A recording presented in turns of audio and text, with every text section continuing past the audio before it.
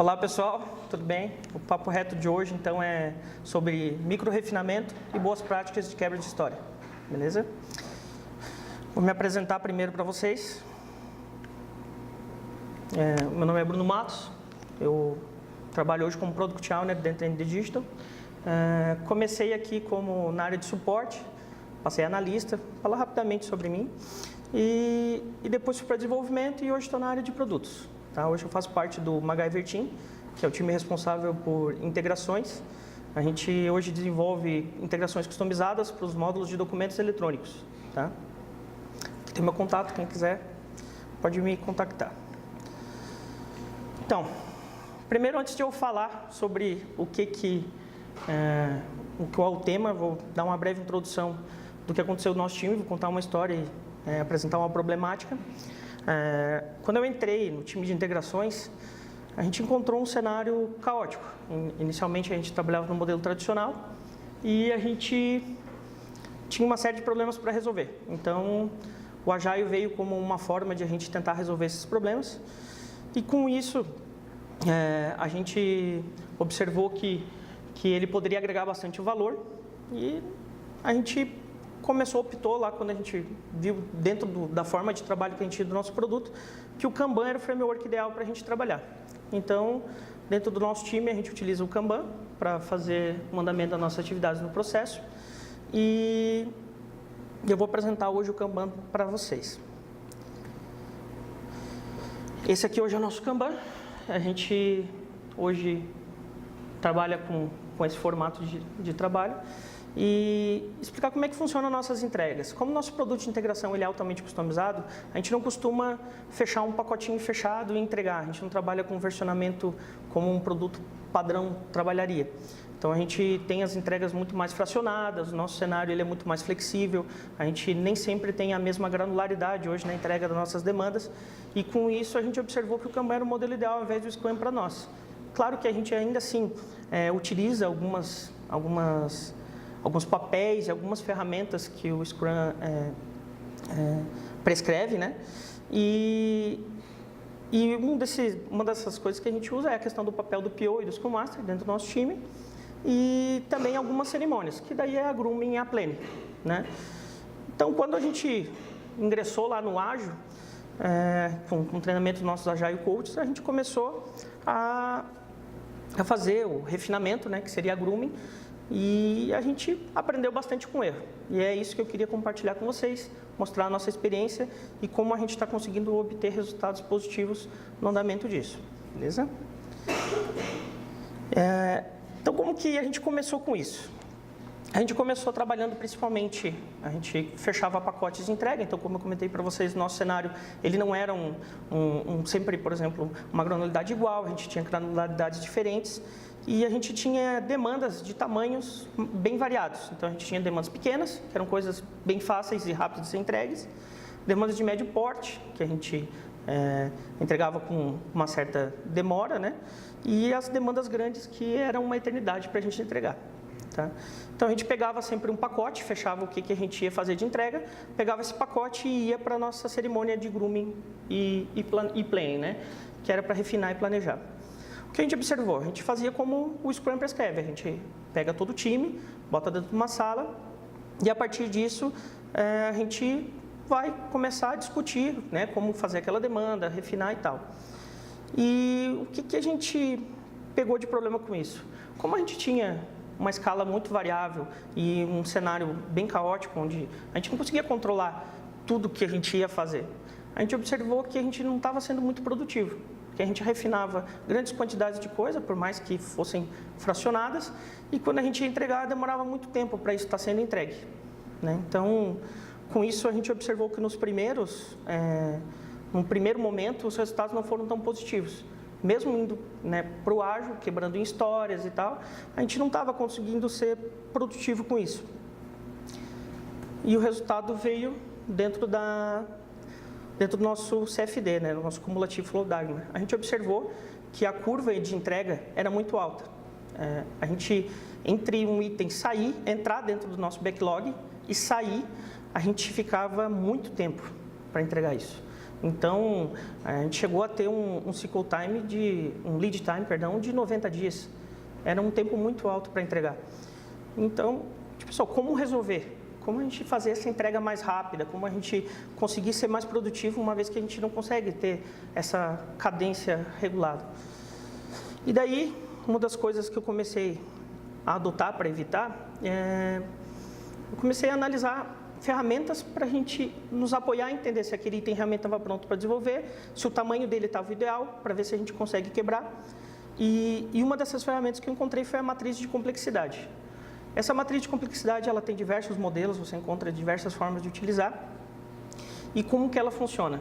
A gente pega um work item, uma demanda, e a gente avalia entre um eixo complexidade e incerteza. Para que isso? Quanto mais complexa a tua demanda for, ou seja, mais difícil ela for, mais difícil vai ser você explicar ela para o teu time. Então, muito mais difícil vai ser o teu desenvolvimento, a tua produtividade, porque vai gerar muitas dúvidas, muito ruídos, muito replanejamento, muito desvio dentro do teu fluxo. Então, e quanto mais incerto mais difícil vai ser de ser produtivo, vai ter mais impeditivo, aquele item vai ficar cada vez mais parado. Então, com isso, a gente pode usar algumas ferramentas como o Plane Poker, para você medir se o teu item está dentro de um tamanho, né? Ou até mesmo uma busca com históricos através do T-Shirt, onde você pode pegar os tamanhos das suas demandas e avaliar se você está quebrando da forma correta. Então, por exemplo, o ideal é que um work item esteja dentro da área ali entre o 1, 2, 3 e 4, para que isso esteja pronto para o time.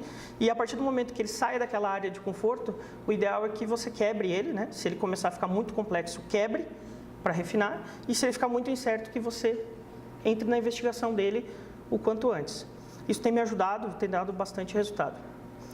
Mas só quebrar por quebrar também não adianta. Porque se você quebrar, fracionar só para dizer que você está entregando separado, mas você não está entregando valor, isso não é totalmente certo. Porque às vezes você acaba quebrando uma funcionalidade e faz uma entrega que ela não é de valor para o teu cliente. Então você tem que entender, para isso, o que é valor realmente para o teu cliente. E para fazer isso, eu utilizo esse modelo que eu estou apresentando aqui para vocês. Eu seleciono principalmente quais são os requisitos que são primordiais para o cliente, ou seja, o que aquilo agrega de valor, o que aquilo não pode faltar dentro do negócio do cliente, o que é importante, o que é desejável e o que é supérfluo. O supérfluo tem que ter um bom cuidado, porque às vezes o que é supérfluo para o time de desenvolvimento não é supérfluo para o negócio do cliente. Então a gente tem que ter um certo equilíbrio quando for dosar isso. Tá? Tem que entender bem o negócio, ver se aquilo realmente é supérfluo ou não. Outra coisa que é importante, eu gostaria até de fazer uma analogia aqui para o cenário de documentos eletrônicos, é você entender o que é primordial para o negócio, importante e desejável. Vou dar um exemplo com um documento de nota fiscal eletrônica, que é algo que a gente utiliza com recorrência aqui dentro da empresa. Então, numa nota fiscal eletrônica, o que é primordial? É que você autorize esse documento, né, dentro de um fluxo. A autorização dele é primordial, porque é o fluxo inicial de tudo dentro da emissão de uma nota. O que seria importante? O cancelamento. Porque se você entrega uma integração hoje para o cliente, onde ele já consegue fazer um primeiro passo, você já consegue colher feedback, ver se aquilo está dentro do esperado, se aquela tua primeira entrega já era realmente dentro do que ele estava esperando. E com isso, tu já começa a entregar o que é importante num segundo momento, fracionando a tua entrega e ficando mais fácil de você gerenciar o time de desenvolvimento. Inutilização, seria desejável que isso fosse entregue. Até não seria que inutilização desejável, seria ainda importante. Mas o desejável seria, por exemplo, um B2B, um alerta, uma notificação, ou um filtro, um relatório. E o que já seria o supérfluo? Porventura, uma melhoria, onde você vê que isso pode ser, por exemplo, funciona, atende o cenário que ele quer, porém, você pode fazer melhor. Então, seria mais ou menos nesse sentido. Tá? Outra dica interessante que eu queria dar para vocês sobre como quebrar uma demanda, faça um bom trabalho de refinamento. Reunir as pessoas para só uma pessoa falar, ou duas pessoas falarem, ou só os especialistas, não adianta. O refinamento ele tem que ser onde o time se sinta parte daquilo, se sinta envolvido e ele tenha realmente assim, ajudei a tomar decisão sobre aquilo que eu estou integrando. Investigue. É melhor algo parado do que serviço desperdiçado. Esse é polêmico. Então, o que acontece? É preferível que você não comece algo que você não tem certeza. Eu volto lá na matriz, onde você tem lá o controle da incerteza. É preferível que você não bote a mão para fazer, do que você simplesmente começar a fazer para não daqui a pouco chega lá na frente e não ser aquilo, e vira desperdício. Às vezes você tem que fazer retrabalho, fazer de novo, né? E isso é bem complicado. Busca especialistas, deixa o ego de lado. Esse é também bem polêmico. A gente tem que começar cada vez mais a ter o contexto de time, onde a gente saiba que nem sempre você vai ser a razão, que eu, por vezes, vai ter que ser flexível, o time vai ter que ser flexível. A gente, às vezes, tem que buscar pessoas que já passaram por aquela experiência, até conversar com outros times, ver formas de integrar mais isso e garantir que as experiências de outras pessoas que já passaram por aquilo, de repente, agreguem para o teu time também. Beleza? E quebre itens, sempre que possível e necessário. Porque, às vezes, não vale a pena você quebrar um item por quebrar. Como eu já tinha comentado, é desnecessário, às vezes, você quebrar um item muito fragmentado só para que você tenha o mesmo tamanho. Vou até dar um exemplo aqui para vocês, que é o projeto Pirâmide 2.0. Então, eu dou 2 exemplos ali de como você quebrar. Não adianta hoje a gente construir uma pirâmide, eu dividir que recursos vão fazer a parte de cima dessa pirâmide e outros recursos vão fazer a parte de baixo. Provavelmente o time de cima vai terminar mais rápido, porque é um tamanho muito menor, né? E provavelmente não vai encaixar na parte de baixo. Vai ficar não vai ficar assimétrico, vai ficar provavelmente errado e vai ter um retrabalho. Então, não é mais fácil, ao invés de você quebrar assim, você quebrar pelo primeiro andar da pirâmide, você quebrar isso em work items mais simples. Ou seja, vamos fazer primeiro a primeira parte e vamos colher feedback. Na pior das hipóteses, a gente já tem um banco para sentar na primeira parte. Dali para frente, a gente vai construindo o resto da pirâmide. E baseado nessas experiências que a gente teve ali no time, a gente observou que a quebra de itens facilitou muito para a gente.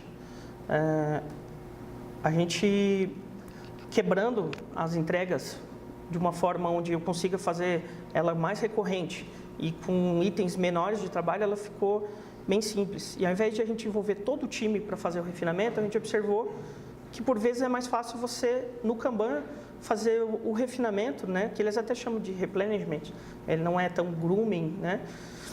Se você fizer, ao invés de fazer com o time todo, você fazer mais direcionado, é mais produtivo. Às vezes, e esse direcionado não é só nos especialistas. Às vezes você faz assim, beleza, eu tenho uma entrega grande, é um projeto gigante, né?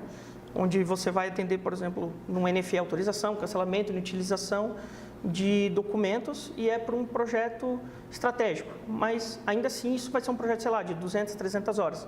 Então, se você fracionou ele bem, você pode trabalhar em paralelo, né? Tem que tomar cuidado com esse paralelismo, mas você pode fazer esse refinamento separado, bem como o Kanban prega, no sistema puxado. Conforme o teu time vai produzindo, ele vai puxando e você vai puxando o refinamento conforme a necessidade do time. E foi assim que começou a apresentar bastante resultado para a gente.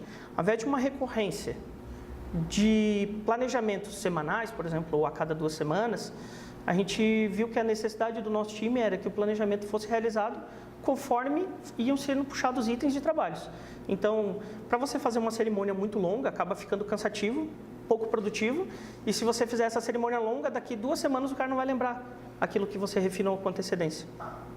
E com isso, a gente optou para utilizar esse micro refinamento, onde a gente chama 2 recursos sempre, um desenvolvedor e um testador, e ele pode ser qualquer um, é o primeiro que tiver disponível para fazer aquilo, e a gente pega uma demanda, preciso de uma demanda, aquela demanda está pronta, a gente começa a refinar, a gente planeja, e a partir dali ela entra dentro da nossa fila de desenvolvimento e produção para ser entregue. A partir do momento que outra dupla vai se liberando, a gente pega essa dupla, faz o planejamento de outro item de trabalho e entra em produção. O que acontece? Isso trouxe um benefício dentro do time, porque a gente começou a usar a técnica do pair programming, onde a gente coloca sempre um desenvolvedor e um tester junto, e a gente faz a codificação sempre com uma pessoa junto acompanhando, não é um serviço totalmente individual. Isso trouxe uma facilidade para conhecimento, onde o time começou a aprender também, evoluir junto, né? Hoje, o testador nosso time, ele não só testa, ele também desenvolve. E trouxe uma outra série de benefícios para a gente que eu queria apresentar aqui para vocês. Quais que são essas vantagens, né? É um menor tempo de resposta para a mudança. Porque a partir do momento que você planeja menos itens e eles são menores, se a tua prioridade muda com grande frequência, principalmente no ambiente caótico como é a integração, fica mais fácil você conseguir negociar uma coisa pequena para jogar um pouco para frente e colocar outra coisa pequena no lugar. Então, isso para a gente facilitou, principalmente nas negociações de prazos. Como a gente sempre tem prazos apertados aqui da empresa e a prioridade muda com grande frequência, isso foi um grande facilitador para nós. Tá? Outra facilidade foi que fica com uma coisa menor, o entendimento do time fica mais fácil, porque ele está fazendo só uma perna pequena do processo ali e ficou mais simples. É lógico que isso pode trazer benefícios, né, e alguns pontos negativos, porém ele fica mais simples de explicar, mais simples de desenvolver, mais simples de testar. Outra coisa foi a cadência nas entregas. A partir do momento que a gente começou a tentar ter o mesmo tamanho dentro do nosso work item, a gente começou a entregar com mais frequência e o nosso número de entregas melhorou. Tá? Vou apresentar depois os resultados. E outra coisa também foi o feedback mais rápido do cliente. Que a partir do momento que a gente começa a fazer as entregas fracionadas, a gente consegue já colher um feedback em tempo de resposta mais curto. Porque a gente está fazendo entrega e já está colhendo mais ou menos um retorno sobre aquilo que a gente entregou, né? E também menor desperdício de tempo, porque a partir do momento que é menor, é mais fácil, beleza? E quais foram os resultados que a gente conseguiu colher com isso? A partir do momento que a gente adotou por essa prática, o nosso lead time reduziu muito e o nosso número de entrega melhorou bastante, tá, dentro do time. Hoje, o time do App Connector, a gente tem se destacado pelo número de entregas que a gente tem feito, está entregando com bastante recorrência e o nosso tempo de resposta está muito rápido, tá? Dentro daquilo que foi planejado. Beleza?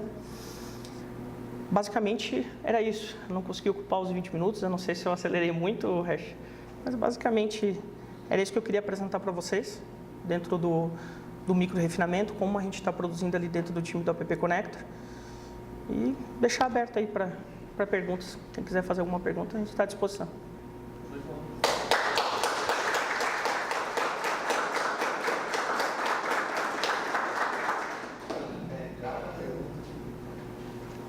Ô Bruno, não sei se todo mundo consegue ver esse gráfico aí. Explica para a galera ali, cara, onde que começa e onde que finaliza aí o gráfico aí. Tá. Então, Hash, como tu perguntou ali a respeito do fluxo, né, para a gente explicar como é que funciona o CFD, eu vou voltar aqui à apresentação. Essa linha cinza, ela representa os itens que entraram para desenvolvimento. Então, a partir do momento que ele entra, ele tem aqui a data de entrada, né, aqui embaixo, ele tem um eixo data versus itens, e aqui nessa linha cinza é quando ele entra para ser desenvolvido. A partir do momento, conforme essas linhas que vão indo para dentro aqui, isso aqui é o levantamento de requisito, aqui é o período onde ele fica aguardando a aprovação comercial para que isso seja produzido. Então, não vai aparecer na filmagem agora, tá? Ok. Mas você vai falando e eu vou mostrando para a galera. Ok. Então, eu esqueci que o mouse não estava aí, desculpa. vai falando que eu vou mostrando. A linha cinza, então, é relacionada às demandas que estão entrando dentro do backlog. A segunda linha azul é referente ao levantamento de requisito, que é o tempo onde a gente vai analisar os requisitos, se aquela demanda atende o que precisa ser feito. O aguardando aprovação é o período que ele fica aguardando um retorno do cliente quanto à aprovação comercial, para que a gente possa dar sequência naquilo. Aqui na frente é um backlog de refinamento, ou seja, aqui é onde ele fica em tempo de espera para que a gente possa refinar e posteriormente desenvolver. Então, normalmente é sempre o trecho onde fica maior o tempo de espera no backlog, porque é o período onde a gente vai ficar esperando para começar a desenvolver. E ali para frente é o tempo de planejamento, não vai quase aparecer, que é bem fininha a linha.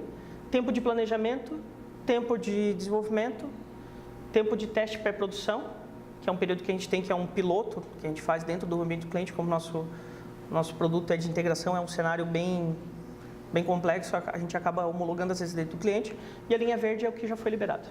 Então aqui, pessoal, é mais ou menos o seguinte, ó, tem 150 itens aqui e ele é cumulativo. Se você passa um traço reto, você tem daqui, que é abril, você conseguiu entregar aqui em maio, tá certo? Você pega esse trecho, né? Você traça duas linhas, daqui a aqui, Exato. Você tem o teu tempo. Então, voltando no outro gráfico, vocês vão ver que Ele demora, né? Do cinza até no verde, lá no outro ele demora mais. Aqui antigamente, entre uma demanda entrar aqui e sair ali, a gente estava com um tempo de entrega bem ruim, bem ruim. Então, foi uma iniciativa que a gente tomou para acelerar, para melhorar. Então, e esses gráficos são bem importantes, que eles mostram para a gente aonde que está o erro, né? Fazendo um gancho também, isso aqui é o segundo princípio do Kanban, gerenciar e medir o fluxo, certo? E quando é cinza aqui, ó, desculpa, sim. Não, relaxa. Relaxa. Depois a gente edita, tá? O que importa relaxa. É entender. Isso aqui é gargalo é espera, entendeu? A galera tá esperando. Esse item tá todo parado aqui. Quanto maior o espaço, né, entre a linha inicial e a linha final, pior é. Então, quanto mais a gente aproximar essa linha, mais perto do cenário ideal a gente está chegando. E ele é bom que, imagina aqui, né, nesse gráfico ele está nos mostrando claramente que o problema que a gente tinha era para começar a fazer levantamento de requisito. Ficava uma fila gigante esperando que alguém fosse botar a mão para analisar. Depois que a gente mudou algumas coisas dentro do time, a gente pode observar que a linha cinza ali, que é esperando alguém realmente fazer alguma análise, diminuiu bastante. Aqui foi nota técnica. Chegou ao mês, já estou me justificando. Mas enfim, aí a partir do momento, essa segunda linha que tem ali, que é bem fininha, quase não dá para ver, seria a questão do levantamento de requisito. Então, quanto tempo demora para a gente levantar?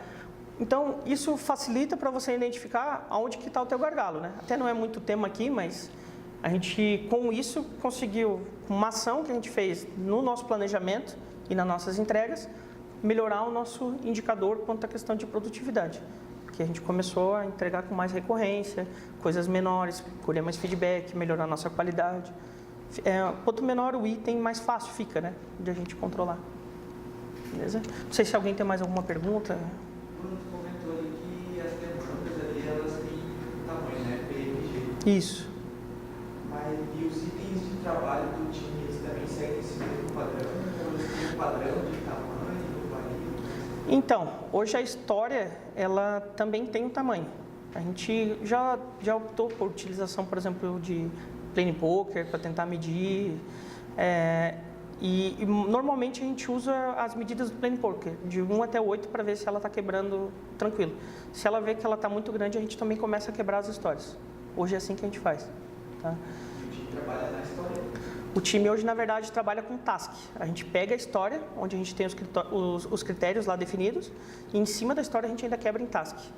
Então, hoje a gente tem o backlog item, que é a demanda completa, é a solicitação, que partiu do cliente, ele pediu alguma determinada coisa. A gente avalia o requisito daquilo que precisa ser feito e quebra em histórias, para dizer, por exemplo, eu preciso capturar uma informação do banco de dados, por exemplo. Isso é uma história que a gente quebra.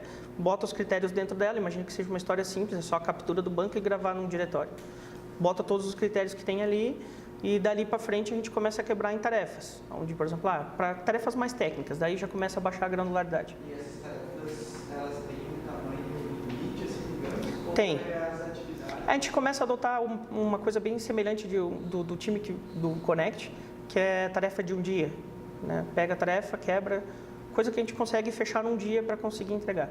Normalmente é assim. No máximo um dia? No máximo um dia. Tá? Então a gente pega a tarefa, é um dia, vai lá, quebra, trabalha com ela. Normalmente é assim que a gente está quebrando, né? Então usa nessa forma.